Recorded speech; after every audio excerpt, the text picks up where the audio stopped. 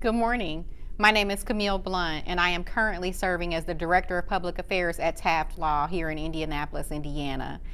I am the former Director of the Office of Minority and Women Business Development, and here today with me I have David Fredericks, who is the current Director of that office. How are you doing today, David? I'm good. How are you? I'm good. Please, can you share your education and family background with the audience? So I am a graduate of IPS, George Washington High School, and then graduate of Indiana University. Born and raised here in Indianapolis, West Side, Hallville. Right now I am married to my wife, Angela. We have one son together, Blaine. He is just finished his freshman year at Purdue University, and then we also have two daughters who are both married and 5 grandkids with them, so they all keep us busy. It sounds like you're very busy. So, what is the primary function of the Office of Minority and Women Business Development? So we are the certifying entity for the city of Indianapolis. So we certify minority, women, veteran, and disabled-owned businesses to be able to do business with the city and also to participate in city-funded projects and opportunities. So I know that the city currently sets goals for diversifying its contract awards. The overall objective is to spend 15% of contract money on businesses owned by minorities, 8% on those owned by women, 3% owned by veterans, and 1% on disabled people. Are we meeting those metrics, and how are Black-owned businesses faring right now? Well, right now I would say we're not meeting those completely. We are doing better than what they were doing previous. I think under your leadership, as well as some of the work that the City Council has done, we've been given some additional tools that are allowing us to help sort of make sure that those goals are being met. African Americans in particular, I think, are faring a little bit better just because the number of MBEs has grown in Indianapolis. But I think now the issue is a matter of creating new businesses in different space areas, in different areas of business, to make sure that they're able to participate in all of the different opportunities that are taking place and being created here in Indianapolis. Mm-hmm. Well, that leads me to my next question. How do Black business owners position themselves to earn contractual opportunities? That is $1 million question. I think at the heart of it, everything sort of boils back to relationships. Mm-hmm. I think Black business owners have to understand that you have to have relationships not only with the individuals that you're looking to do business with, but also relationships within city and state government, relationships with other minority-owned businesses who you may be able to do business with. Mm-hmm. So being able to reach out, find information about opportunities, find out who may be putting together bid packets on opportunities and who you may be able to partner with, all of that boils back down to relationships.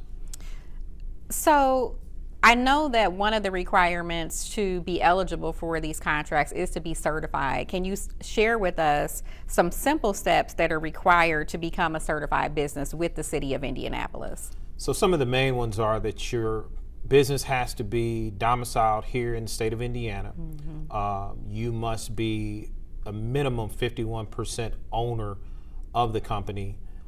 You must also be in one of the ethnic groups that we recognize, and then you also must be able to show that you have control and operating control of the business. So those are sort of the basics. There's a few other details that you would have to be able to go into, but those are the main ones. Being domiciled in Indiana, 51% ownership, mm-hmm. And then being able to show basically that you run the day-to-day operations of the business. And what are ways that you are looking at certification and accessing the business listing to make it more efficient? Well, hopefully in the very near future, one of the things we're hoping to do is to get a database developed that will make it more equitable for diverse businesses to be able to not only find out about opportunities that the city has, but also opportunities at other organizations around the city, also to possibly be able to partner together and work together on various opportunities. So that's going to be one of the things that we're looking to do. And then secondly, hopefully we will have the online certification process. Right now we're still operating on paper certification, but we hope to be able to get that to an electronic certification to ease some of the headaches that they have to deal with in terms of duplicating information to send in for multiple certifications and things like that. So as you're looking at making changes and updating things in the office, how would you define a championship for your office? A championship for our office would really be for us to exceed our diversity goals as a whole, for us to see that diverse businesses are being thought of at the beginning of projects as they're being developed as opposed to at the end of it.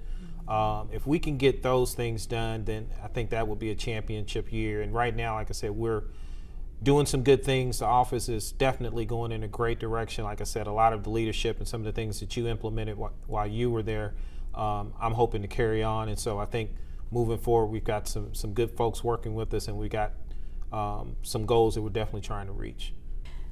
Thank you, David, so much for taking the time to speak with me today, and I wish you the best of luck in your new role. And now we will take it to one of our sponsors.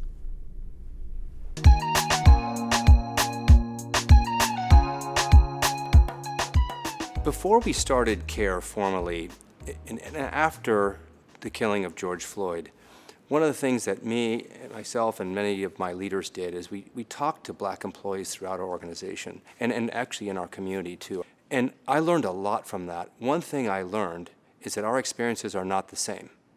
As a white person, my life in the United States is not the same as theirs. And it's not the same in some really, really personal ways. And I learned that their life is being impacted by this ongoing systemic effect. It wasn't just the personal behaviors of a few people. It was everywhere. We have to bring ourselves all together, bring our talent, our resources, our thinking, our creativity towards dismantling a system that hurts our friends, hurts our neighbors, and hurts us most of all, and change it. And great to know that we need to change it. Now what to do? And that's really was the birth of CARE.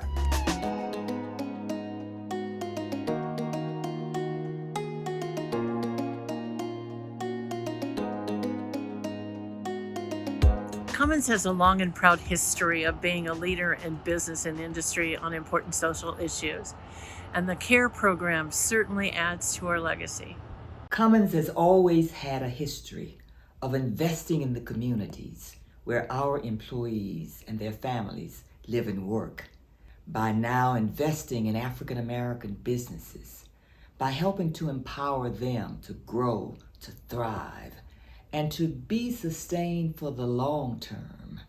We're not only empowering these businesses, but we are helping to create more inclusive, empowered communities that these businesses serve.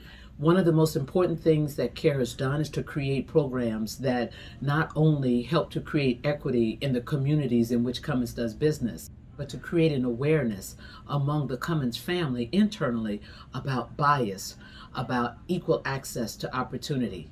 And I do believe that as we go forward, it will be a competitive differential for the company. I believe that it's important for us to be involved in CARE because Cummins is a good corporate citizen, and we talk a lot about how important it is to lift up our communities. And there are many people in many of our communities in which we're located in who are suffering. So the CARE initiatives have helped us be proactive and engaged in those communities. You know, I've been focusing my work on the social justice, the community side of CARE, and of course I'm partial to the work that we're doing in our communities. I think the volunteers who have come together all around the United States and in a number of CARE communities have made an enormous impact already in the areas of wealth building, equity and home ownership. Police reform has been incredibly effective, especially here in Indianapolis, where we've really been a significant part of the conversation. So there's a whole array of social justice issues that I think we're we're beginning to tackle, I feel very optimistic about. Through the 1-year mark, the area I believe we've had the biggest impact is helping small Black-owned businesses survive the pandemic and associated economic lull. I think CARE has made the most impact in two unique ways. One, it's given our employees an opportunity to engage in the communities and areas in which they feel committed and passionate about. And then secondly, it's also made us look inward at what we can do better for our employees at the company. So I think it's had both an external and an internal benefit to be working on CARE. I'm really proud of what we've achieved with CARE. There's no question we've got a long way to go. The more we learn, the more we want to get done. But I'm so impressed with the volunteers, with the programs that we've run, the things that we've learned, and the businesses and community organizations that we've impacted. And we already have 150 volunteers from Cummins involved in CARE. We've already placed $21 million from Cummins into organizations that are benefiting our communities of color and countering systemic racism. We've also helped 311 different Black-owned businesses with small loans, with equity, with financial counseling, with support. So this impact has already spread widely. We're influencing state houses, we're influencing police departments. So the talent, the energy, the resources that Cummins can bring to this issue has all played out, and all I can say is thank you. I'm so grateful to the people that have done that, and I'm really proud of what we've achieved. I am so very proud of our team members, of the employees who are volunteering their time and making a difference in the communities where our programs have been launched. It's important to remember that change takes time. It's a journey. So hang in there, and thank you for demonstrating that you care. Hello and welcome to the 2022 InnoPower Minority Business Week. My name is Shannon Williams and I serve as Executive Vice President of the Mind Trust, a nonprofit education entity that strives to ensure all children have access to a high-quality education. We work towards a day when race and income are no longer predictors of life outcomes. I have the pleasure of introducing one of Indiana's premier businesswomen, Ms. Carolyn Mosby. Carolyn is a sought-after executive, public relations and marketing guru, and public speaker. She is also the very busy president and CEO of the Indiana Minority Supplier Development Corporation, a corporate membership-driven organization that supports local, national, and multinational corporations to source minority businesses through the supply chains. Carolyn facilitated a partnership with the Indianapolis Minority Business Agency that led to the creation of 1,000 jobs and more than $300 million in contracting opportunities. Carolyn has received numerous awards throughout her career, including being the National Minority Supplier Development Council's inaugural recipient of the Distinguished Vanguard Award, and most recently, a 2021 Woman of Influence from the Indianapolis Business Journal. Carolyn, thank you so much for joining me today. I'm so excited. Having me. Yeah. So, at Mid-States, your organization plays a really critical role, and one aspect of that role is connector. You work to facilitate connections between minority businesses and also corporate entities. Mm-hmm. As you help to develop minority businesses, can you talk about some of the relatively common gaps or areas of improvement that you often recognize from minority businesses? Sure. So I think the first thing is on the minority business side is the lack of access that our minority business owners have to corporate contracts. Mm-hmm.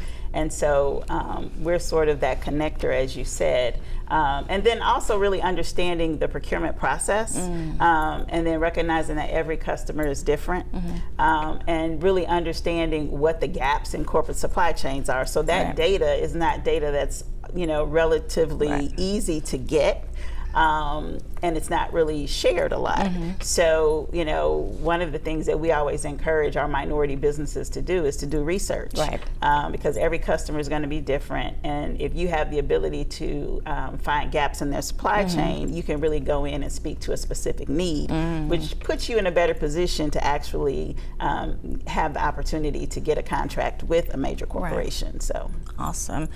So, you know, we are in the post-George Floyd environment. A lot of folks are really interested in DEI. They want to hire diverse vendors, which is great. It's great. We don't want it just because, you know, of the color of their skin, but also their skill set and the products and services they offer. I'm curious to know that as Mid-States works with the corporations, do you guys offer any training to those corporations, particularly the entities who may not have a lot of experience working with minority vendors? Yeah, we do actually. We do a lot of training and development for corporations as well as minority businesses, but on the corporation side, we actually introduce them to best practices in supplier diversity.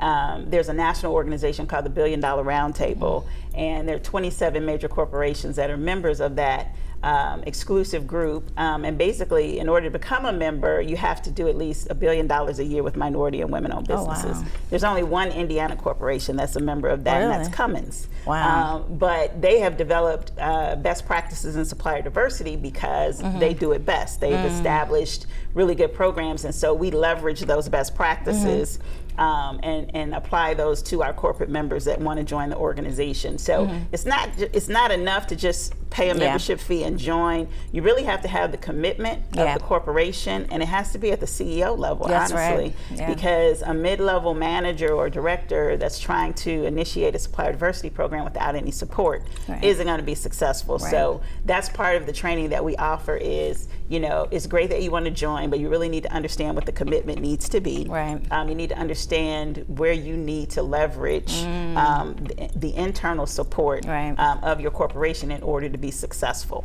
Awesome.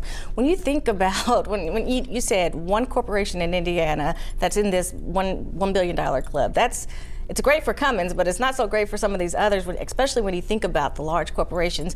So are you optimistic that we'll see more corporations, local corporations in this club? And of course you don't have to name names, but are you optimistic that Absolutely. we'll get there? And there's some that are very close to joining the $1 Billion Roundtable, but there are others that, you know, are just in the infancy stage of developing their programs and their processes to really get a solid program for their company. And it really, again, it really takes a lot of commitment outside of just the supplier diversity person or department or the purchasing department. It has to be woven into everything that corporation does, and everything from the CEO down to, you know, the individuals that are actually the buyers and the supplier diversity professionals, and it's got to be part of performance. So if it's not woven into the organization and there's no accountability, then there's no accountability. So it's very difficult to build a program. And so those companies that have been most successful have recognized that they have to really have that commitment and really have a foundation in place. So, you know, there are a lot of Indiana corporations that we're working with, and we partnered with Business Equity for Indy and the Procurement Task Force and Roundtable, where we've had several corporations that weren't affiliated with our organization that have kind of stepped to the table and said, hey, we know we need to do more. And they've made commitments to do business specifically with Black-owned companies in Central Indiana. That's one. So let's keep the conversation going relative to revenue. According to a McKinsey report, achieving revenue parity between Black-owned and white-owned businesses would add an estimated $290 billion to the economy. Can you kind of break that down for us? What does this actually mean? Yeah, so, you know, it's all about economic development and economic empowerment. And so, you know, when you think about the opportunities that Black-owned businesses provide in terms of hiring people and how the dollars are recirculated into the community. So that's really what it's really all about, is economic investment in communities of color. And, you know, the statistics say that by the year 2045, minorities are going to be the majority in this country. And then there's a significant increase in the number of minorities and women that are starting their own businesses. So so from an economic development perspective, it makes sense to do business with minority-owned companies. Right. And at the end of the day, you know, a lot of Black-owned companies, minority-owned companies, they actually have to do more with less. Right. And so, you know, just having that commitment and recognizing that it's the right thing to do is really important. Yeah, that's so important. So we're hopefully at the tail end of the pandemic. Hopefully. It's been going 2 years strong. What has been the impact on minority businesses throughout this pandemic? You know, some folks say it's been a really great opportunity because a lot of individuals decided, hey, this workforce in the traditional sense isn't for me, and they've started their own businesses. But what has been the impact? You know, it's been different for different people. I'll say that, you know, we've had some minority businesses that have done very well in the pandemic. We've had others that have learned that they needed to diversify their business because they relied heavily on one industry or one particular customer, and the pandemic affected that customer, which in turn affects the vendors and the suppliers. But then I think also it's opened up some opportunities on the capital side because there's been a lot of commitment of dollars in different communities. And I don't know, I feel good and bad about that because, you know, it's unfortunate that we had to have a major incident that kind of prompted people to kind of wake up from their nap. Right. Yeah. It's And been to a say, long nap. you know, maybe this is important now. And you begin to have people making commitments. The part that's difficult is that there's really nothing that's been established to monitor the commitments and to really see where those investments are being made and if the minority businesses are benefiting. Are truly benefiting. But I have a great concern of, you know, an availability of all these loans. And my question is, can our minority businesses, our Black business owners, pay these loans back? That's because real. we don't want to get them in a situation financially that is not good. So that's been something that I've been concerned about. But I think there have definitely been more resources available for minority businesses and Black-owned businesses to kind of grow their businesses. But at the same time, you know, I have concern about some of the corporations making the commitments and that it's just lip service. Prime example, a Central Indiana corporation CEO made a public statement that they supported Black Lives Matter and Black-owned businesses. And I called them and I said, you know, you were once a member of my organization about 12 years ago. But you never shared any of your purchasing numbers with us. You let your membership lapse. You didn't engage with us. So tell me about your supplier diversity program. Because if you support Black-owned businesses and Black Lives Matter, that extends beyond just hiring people. I love color. that. I love that. And so he didn't really have a good answer for me. But I will say that there have been a lot of corporations that have come to us and say, hey, we realize that we need to do more we need to work with Black-owned companies and other minorities. And so really what's been done through the Business Equity for Indy and the procurement roundtable that I'm part of is that we've had a stronger focus on really trying to provide opportunities for the Black-owned businesses. That's great. And working with them a lot more. So I think, and we're also pushing innovation. Pushing people to think kind of outside of the norm and look at other opportunities that might fall outside of what they're doing right now. And to look at how they might be able to capitalize on those opportunities to build another business. That's amazing. That's great. You know, mid-states, you cover your territory, so to speak, is Indiana, Illinois, and Missouri. Are you kind of finding the same challenges and strengths in those different states, or is one kind of excelling, especially relative to Black businesses and the corporations who do business with Black businesses? You know, every state is different. And I'll say, you know, the majority of our stakeholders are in Indiana, but in our Missouri market and in our Illinois market, there are programs that are targeted to minority businesses. And it's interesting, we just did a guide in Missouri on certifications in the state of Missouri, because there are a bunch of them, like there are a bunch in Indiana. And we've done a guide for Indiana too. And our guide for Missouri is twice as thick as the one for Indiana because they have so many more intricacies with their certifications, whether it's city, state, airport, or whatever. So I think, you experience different things as you go from state to state, but certainly there's a large corporate commitment in both of those states as it relates to Black-owned businesses and Black Lives Matter as well. So that's great. You talked a little bit about innovation and how important it is to kind of think outside the box. What are some of the industries that are in demand right now for that Black entrepreneurs can kind of take advantage of that are pretty atypical at this point? It's interesting. I had a meeting with a hotel chain a few years ago, and they shared just in conversation that they spent over $1 billion in commercial maid and laundry service, and they didn't have any minority companies. And I thought, well, okay, I probably need to go turn in my resignation and start, because if you're spending $1 billion and you can't find diverse suppliers, that's a business opportunity for someone.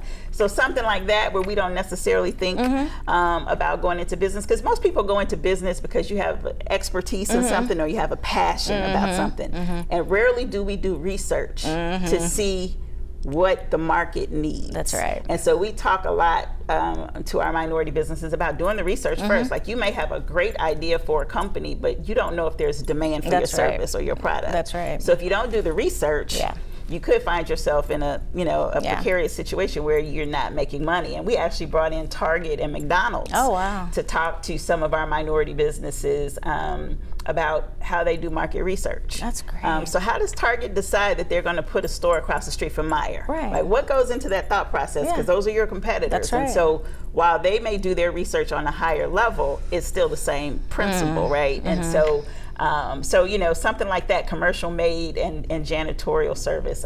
We have some corporations that are looking for minority testing labs. There are not a lot of minority testing labs around. There's a huge demand for trucking companies, minority-owned trucking companies right now. I can imagine, Yeah, so there's a huge demand for that as well. So, I always say look in non-traditional places and do the research too. That's good. Yeah, that's so important. I appreciate you challenging, entrepreneurs to think differently, because sometimes you're right. People just think about what they're good at, what they've done all their lives, and generally, if they think differently and really internalize, they don't want to do that anymore. It's just a comfort zone. Exactly. So it makes sense to really, do your research and determine what the need is, where the demand is at. So thank you for that. Yeah. What are perhaps the top 3 tips or must-knows that Black business owners should know, like off the bat, especially relative to doing business with corporations? First thing is do your research. Do your research about the industry you're in, and do your research about the customer that you're trying to attract. It's not a one-size-fit-all approach. We tell our minority businesses that you need to target your customer. You need to go in with a targeted conversation. So, you need that elevator pitch, but you need to really be able to hit those points that corporation is looking for. And you can't just go in there and present the same way you present to everyone. So do your research, understand your customer, and then, on the certification side, I tell people all the time, everybody doesn't need to be certified, especially if the people you're trying to do business with don't have supplier diversity programs, don't recognize certification, or if there's not a large market for you, I say don't waste the time or invest the time, because it is a tedious process to go through. And so, what you don't want to do is spend a whole lot of time on something that's not going to benefit your business. So, I mean, of everything, research is the biggest thing. I tell people is to definitely do research and be prepared. That's great. Yeah. That's great. After over a decade at Mid-States, you recently announced that you're retiring. I'm not retiring. You're not retiring. You're leaving Mid-States and going to something else. I wish I could retire. But it was a blow to the community, because you really transformed the organization. I think people previously, and there's been great leadership before you, but primarily entities only knew it if they were business owners.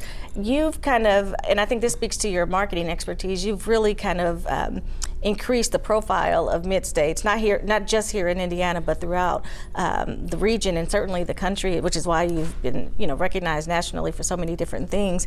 What will you miss most about your time at Mid-States, and what was a particular what particular thing did you learn from being the executive at Mid-States that you will carry on into your next career? Well, I mean, first, I've prepared, or at least I thought I prepared people, that because I told them 2 years ago that I was planning on leaving, but which doesn't typically happen. Right. I didn't want anybody to be surprised. Yeah. But I mean, I think the thing I'll miss the most is probably maybe the day-to-day interaction that I have, but I'm going to go work for a minority business, so I'll still kind of be in the space, but kind of the day-to-day interaction and the relationships that I've developed here in our 3-state footprint. So I'll definitely miss that. I think for me, I've always kind of carried the spirit of minority business development with me, because my very first job out of college was working for the states program, and actually that was created by legislation my mom introduced when she was in the legislature. And so it's always been something that I've always paid attention to. Never did I think I would be in the role that I am now, because that just wasn't something I was interested in doing on a daily basis. But when I took a look at the opportunity, I felt like it was an opportunity to come and do something where I did have a passion. So I think I will just carry that passion with me going forward, and I'll have the ability to kind of take my expertise and help a really fast-growing minority business in Georgia really kind of elevate what they're trying to do as well. So, I've never worked any place this long on purpose. And when I looked up and I was like, man, I've been here 9 years, 10 years. And I'm like, okay, it's time to start thinking about what's next. Now, I really didn't know what I wanted to do, which is actually the first time I've never known what I wanted to do. So part of my strategy in telling my board was that I didn't want to have to move in secret, because I wanted to be able to have very open and honest and deliberate conversations with people. Because one of the things that I learned in coming to this role is that I didn't see myself in this role, somebody else did. And somebody else came to me and said, wow, we think you would be good in this role. And I was like, no, I don't think so, And then I said, well, maybe I need to get out of my own way and look at this. So in the transition process, I said, let me kind of start having these conversations and see. And, I wasn't necessarily sure that I wanted to go work in corporate America again. I didn't want to be my own entrepreneur, because I'm like, I already know how hard that is, right? So I said, maybe I can leverage what I've done to help another minority business that is growing, and utilize my marketing and communications background as well. And so that's kind of where it landed. I actually had 3 different job offers. Oh, wow. And 2 told me to write the job description I wanted. How perfect my is own that? title, and and tell them how much I wanted to make. Wow. So I was like, well, that doesn't happen very often. Not at all. So, That's a great position to be in, and I think it certainly speaks to your professional acumen over the years. We will miss you in Indiana. You are going to leave a huge void in the state and in the city, not only at Mid-States, but all of the civic and volunteer things that you've done over the years. It's just a huge loss for us, but I'm glad you're, going to stay connected, because your son is in college in Indiana. He'll be in Indiana, so. It's been great connecting with you, and if there's anything that I as an individual can do to help support you, and certainly InnoPower, please let us know. Absolutely, it's been a pleasure. Yeah, thank you so much, and thank you for tuning in. Now we'll hear a word from InnoPower's sponsor.